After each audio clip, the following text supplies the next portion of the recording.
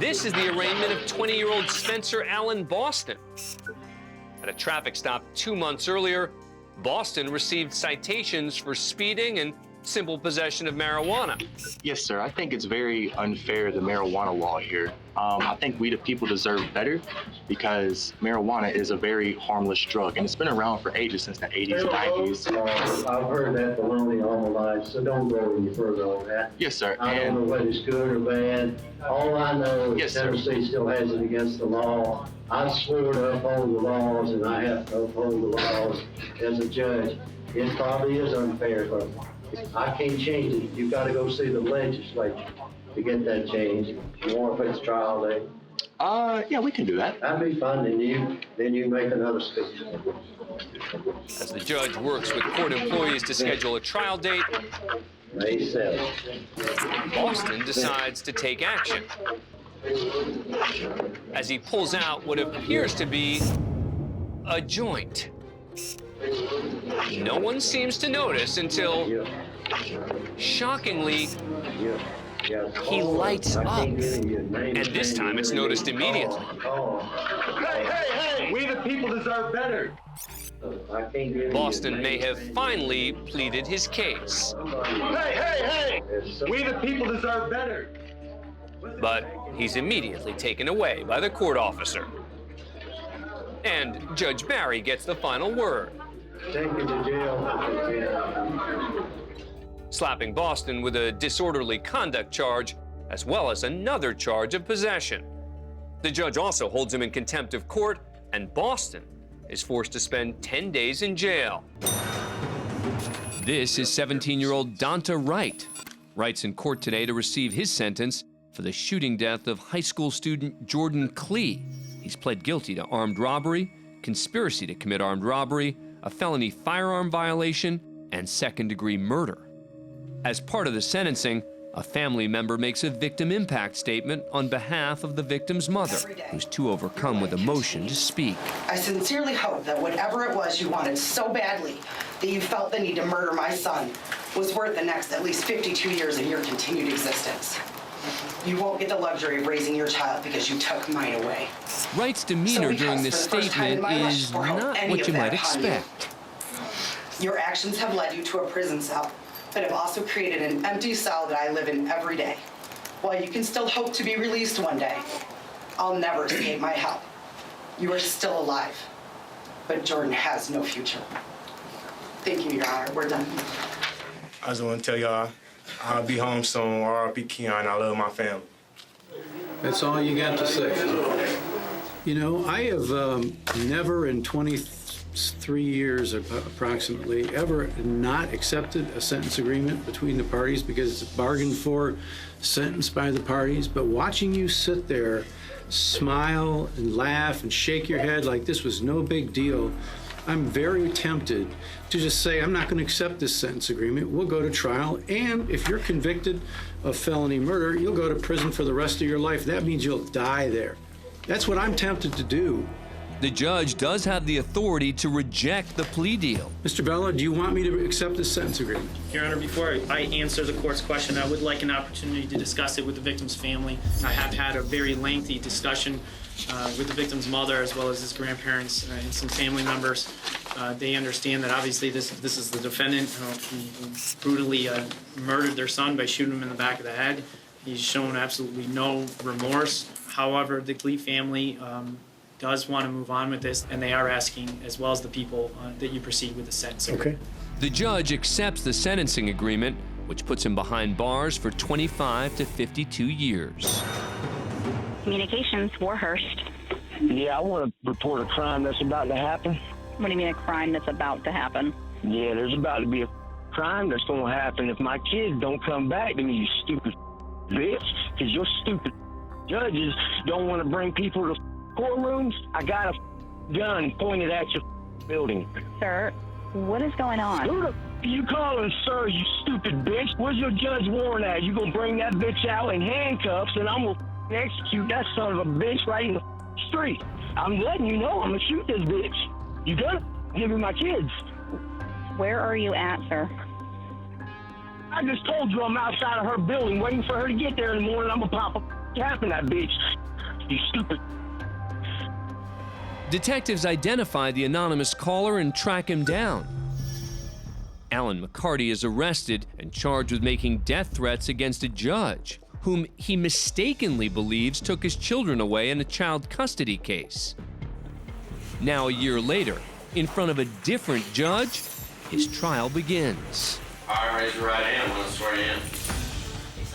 I'm not under oath. Raise your right hand, please. That's your bad finger. I didn't appreciate that. This is being done unconstitutionally. Y'all took my kids unrightfully. You want to allow my witnesses here? We haven't started the trial yet. It doesn't matter. You still deny it. You want to take my kids from me and act like that? You and that bitch. You and the bitch that took my kids. You want to be in the room or not? Do you want to suck my? I'd prefer not to, sir. Well, you got a mouth for it. Can I get some water, please? I got a lot more cussing to do, and I need to wet my mouth. Do you want to be here when the jury's here? What the do you think? I don't know. I need you to answer. McCarty's eventually found guilty. He returns the following month for sentencing. You're before the court, Mr. McCarty, to show cause why I should not hold you in contempt for behavior that you demonstrated during the jury trial. You threatened the unborn child of the prosecutor. What a bunch of lies, you stupid piece. Then also You threatened my life. in the You back room. suck my. No, I'm not standing. Stop resisting. I'm not resisting. I'm just not. Stand up. I'm not standing. I don't have to stand. McCarty's removed again. This time he's placed in a back room with a one-way mirror. Count one, I'm going to adjudicate him guilty, sentence him to 15 years in Florida State Prison. As to count two, I'm going to adjudicate him guilty, sentence him to 5 years to run consecutive to count one. McCarty's currently serving his sentence in a Florida state prison.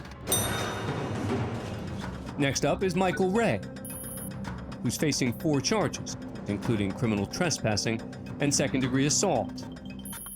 A bond or a bail hearing is usually a quick proceeding if the defendant is cooperative. The prosecutor suggests a bail amount for Ray based on the crime and the defendant's history.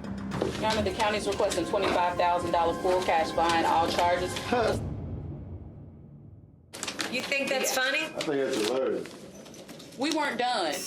Ray might feel $25,000 is too high, but sarcasm won't get him a reduction, and the judge lets him know it. All right, so bond is $50,000.